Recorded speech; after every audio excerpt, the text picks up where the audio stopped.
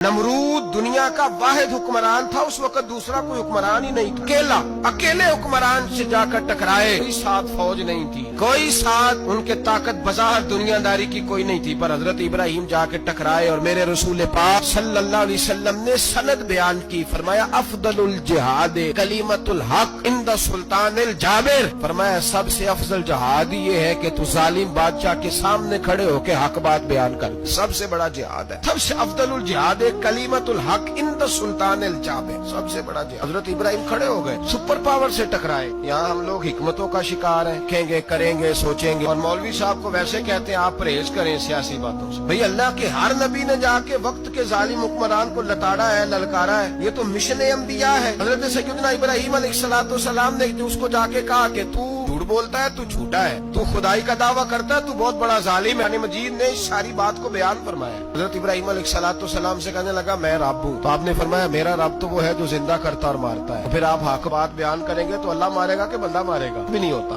क्योंकि जिंदगी मौत किसके हाथ में है? अल्लाह के हाथ में, कुछ भी नहीं होता।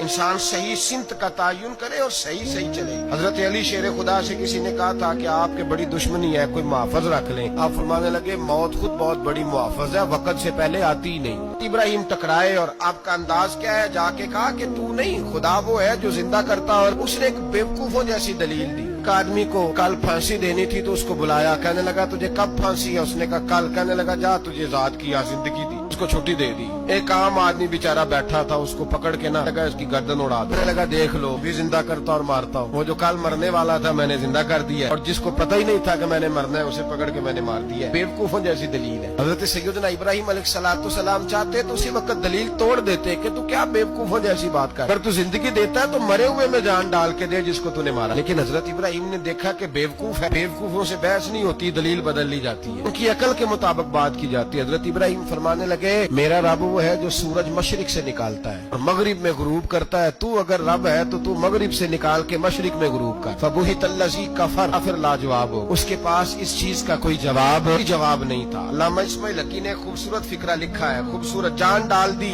सैयदना अल्लामा इस्माइल हकी रहमतुल्लाह अलैह फरमाने लगे चूंकि नमरूद बेवकूफों जैसी बातें कर रहा था, अगर वो ये कह देता ना कि मैं सूरज को निकालता हूँ मशरिक से, मैं गुरूब करता हूँ माज़अल्लाह मगरिब में मैं निकालता हूँ, तो आप अपने रब से कहिए कि वो मगरिब से निकाल के मशरिक में गुरूब करे। अल्लामा इस्माइल हकी फरमाते हैं रब करीम की आवाज़े कुदरत थी। मालिक हजरत इब्राहिम अलैहिस्सलाम के इस अगर वो कह देता और हजरत इब्राहिम दुआ कर देते तो रब करीम ने फरिश्तों को तैयार बिठाया हुआ था। फरमाया अगर ये कह दे मेरे खलील से कि सूरज मगरिब से निकाल के मशरिक में गुरूब करना है तो तैयार रहना, जिस तरह खलील कहेंगे वैसे ही कर देंगे। तख़ज़ल्लाहु इब्राहिम खलीला, इब्राहिम हमारा दोस्त जो जैसे कहेगा वैसे कर देंगे। हजरत सैयदना इब्राहिम अलैहिस्सलाम की बातों का जब जवाब न दे सका, दलील नहीं बंदा देता, फिर लड़ाई करता है, झूठे मोटे एतराज करता है। दलील खत्म होती है तो लोग जातियात पे उतरते हैं, कहते हैं ये खांसता सही नहीं, देखता सही नहीं। दलील खत्म, अब जातियात पे उतरे। कहने लगे मुझे पता चला है कि ये फलानी जगह गया था तो वहां जाके इसने इस तरह किया। फिर लोग जातियात पे उतरते हैं, जब दलील का जवाब दलील से नहीं दे पाते